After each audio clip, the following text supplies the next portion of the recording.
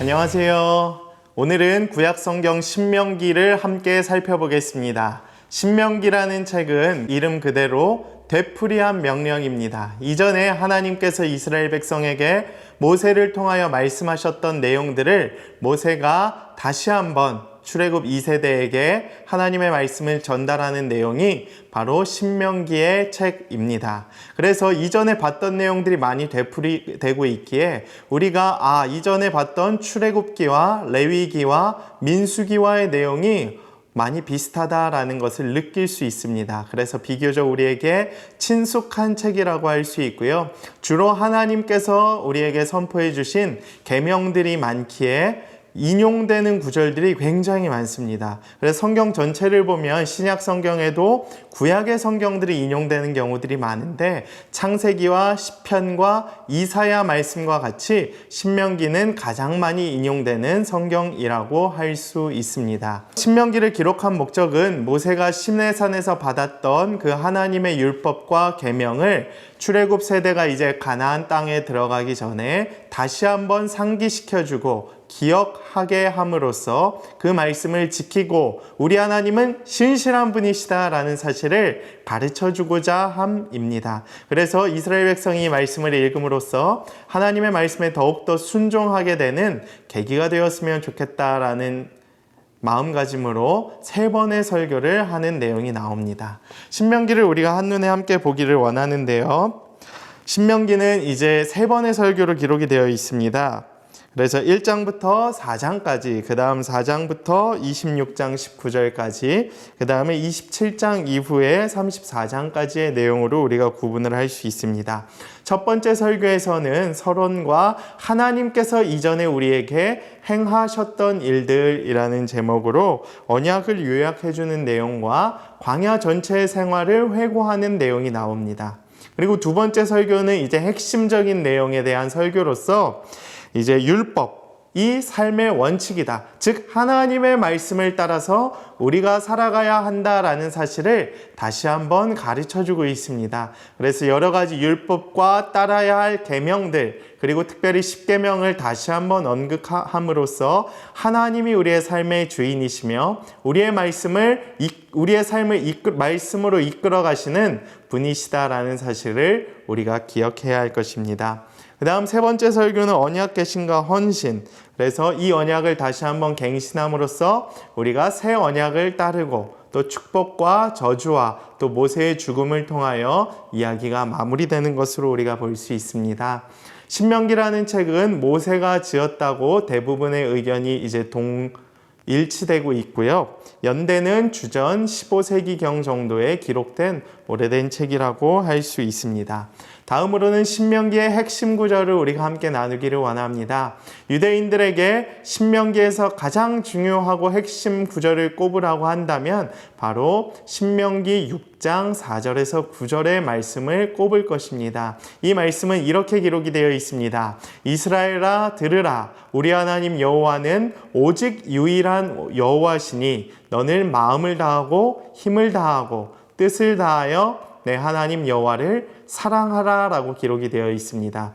그래서 쇠마라고 할 수 있는데 오직 우리는 여호와 하나님을 사랑하라. 어떻게? 온 마음과 뜻을 다하여 우리의 유일한 여호와 되신 하나님을 사랑하라 라고 강조하고 있는 책이 바로 신명기라고 할 수 있습니다. 이 구절은 즉 신명기의 핵심 구절이자 주제이기도 하고요. 하나님께서 우리가 하나님을 사랑하길 원하시는 마음으로 우리에게 주신 말씀이라고 할 수 있습니다.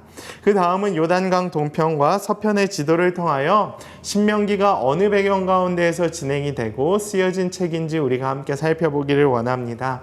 전체 출애굽 경로가 이 사진에서 이제 파란색 그 선을 따라서 우리가 볼 수 있고요. 즉 이제 애굽 땅에 있는 수도에서 라암셋에서 이제 출애굽이 시작됐잖아요. 그래서 라암셋, 숫꽃 이런 식으로 쭉쭉쭉 진행이 되고 시내산에서 멈춰서 시내산 말씀을 듣고 그 이후에 과정들이 진행이 됩니다. 그래서 빨간 선상에 이제 마지막에 있는 느보산, 즉 모압 평지에 있는 느보산에서 오늘 이 모세가 신명기에 말씀을 선포했다라는 것을 우리가 기억할 수 있습니다. 모세는 비록 가나안 땅에 들어가지는 못했지만 요단강 동편 느보산에서 가나안 땅을 바라보며 3번의 설교를 통해 하나님께서 우리의 그 이스라엘 백성에게 약속하신 약속의 땅을 바라보면서 다음 세대들을 위하여 축복하고 그 세대들을 향한 하나님의 메시지를 전달하는 책이 바로 신명기다라는 것을 우리가 기억해야 할 것입니다. 5번째로는 신명기의 중요한 8가지 주제들을 우리가 함께 나눠보기를 원합니다.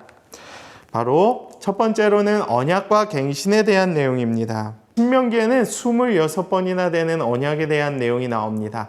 즉 이전에 아브라함과 함께 했던 하나님의 언약, 또 모세와 이스라엘 백성에게 했던 언약을 다시 한번 상기시키고 갱신함으로 말미암아 하나님께서 이 이스라엘 백성을 늘 기억하고 계시고 사랑해 주시고 언약을 맺기를 원하신다라는 사실을 우리가 기억하기를 원합니다.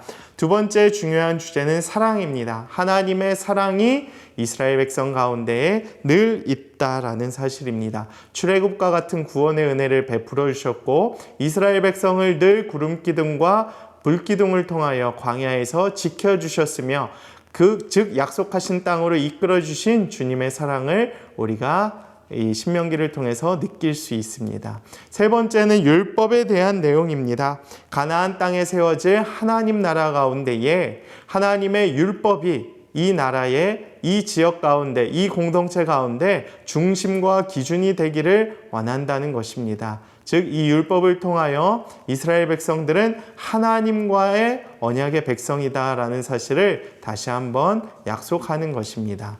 네 번째로는 역사와 기억에 대한 주제입니다. 신명기에서 역사는 단순한 과거에 대한 이야기가 아니라 하나님께서 이끌어 주셨던 구속사적인 역사의 내용이 담겨져 있는 것입니다. 그래서 그 역사에 대한 기억을 통하여 하나님께서 우리를 이끌어 주셨고 우리는 선택받은 하나님 나라의 백성이며 하나님 나라의 구속사적인 역사가 관점이 계속해서 흘러간다라는 사실을 우리가 이 책을 통하여 알 수 있습니다. 그 다음은 선택에 대한 문제입니다. 하나님이 이스라엘 백성을 선택하셨다. 택정하셨다, 언약의 대상으로 결정하셨다라는 행위를 우리가 기억하길 원하는 것입니다. 연약한 이스라엘 백성을 택하셔서 자기 백성으로 삼으신 것은 하나님의 주권적인 사랑과 전적인 은혜가 담겨져 있는 선택이다라는 사실을 깨닫기를 원합니다. 그 다음은 순종에 대한 부분입니다. 하나님께서 이스라엘 백성에게 명령하신 것을 이스라엘 백성들은 따라서 살아가야 한다라는 것입니다. 즉 순종을 통하여 하나님께서 베풀어 주시는 그 구원의 은혜와 사랑을 얻을 수 있다라는 사실을 우리에게 가르쳐주고 있습니다.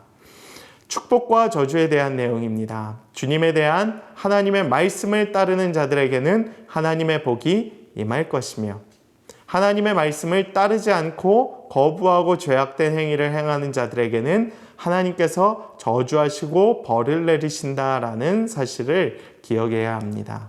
끝으로 약속의 땅에 대한 내용입니다. 약속의 땅이 가나안 땅에 들어감으로 말미암아 하나님과의 언약이 틀리지 않았다. 하나님은 신실하신 분이시다라는 사실을 기억할 수 있고요. 이 약속의 땅을 통하여 자기 백성에게 하나님의 선물을 주시는 그 하나님의 크신 사랑을 깨닫게 될 수 있다라는 사실입니다. 마지막으로는 신명기의 영적 원리와 신앙적 교훈에 대해서 우리가 함께 나누기를 원합니다. 첫 번째로는 이 신명기를 통하여 우리는 내 하나님 여호와를 경외하고 사랑하라라는 그 교훈을 얻을 수 있게 됩니다. 즉 우리는 이 말씀을 읽음으로써 우리가 어떻게 행해야 하냐, 우리의 구원자 되신 우리의 삶의 이유 되시는 우리를 이끌어 주시고 가장 좋은 길로 허락하시는 하나님을 우리가 경외하고 사랑해야 한다라는 사실을 기억해야 한다라는 것입니다. 신명기 6장 4절에서 9절에서의 말씀과 같이 오직 너는 마음을 다하고 뜻을 다하여 내 하나님 여호와를 사랑하라라는 말씀을 기억하기를 원합니다. 여러분이 이 말씀을 기억하며 오늘 하루도 하나님을 더욱더 사랑하실 수 있는 주님의 자녀가 되기를 원합니다. 두 번째로는 언약을 새롭게 갱신하는 사실을 우리가 깨우쳐야 됩니다. 주님께서 우리에게 날마다 언약을 하시는 분이시고 그 약속을 따라 우리의 삶을 이끌어 가야 한다라는 사실을 우리는 날마다 기억하며 새 언약을 맺으며 주님께서 이끌어 주시는 그 언약의 틀에 따라 살아가야 할 것입니다. 세 번째로는 사회적 약자를 보호하고 생명을 존중하는 사상을 깨달아야 하는 것입니다. 우리들 사회 가운데 지금 사회적 약자가 얼마나 많이 있습니까? 이 당시에도 그랬습니다. 신명기가 쓰여질 때만 해도 어려운 사람이 너무 많았고 생명 존중이 반드시 필요한 시대였습니다. 하나님께서는 그 점을 강조하셨고 이스라엘 백성이 그렇게 살아가기를 원하셨으며 이 시대를 살아가고 있는 모든 믿는 자들에게도 사회적 약자를 존중하고 생명을 존중하는 그러한 사상을 우리가 갖기를 원하신다라는 사실입니다. 끝으로는 하나님의 구원의 은혜를 기억해야 합니다. 하나님을 사랑하는 것도 중요하지만 하나님께서 이전에 우리를 이끌어 주시고 또 우리에게 구원의 은혜를 베풀어 주셨다라는 사실을 우리가 날마다 기억하며 그 사랑과 은혜에 감사하며 또 하나님께 영광을 올려드리며 살아갈 수 있는 주님의 자녀들의 삶이 되기를 간절히 축복합니다. 오늘 이로써 신명기를 마치게 되었고요. 다음 시간에 또 뵙도록 하겠습니다. 안녕히 계세요.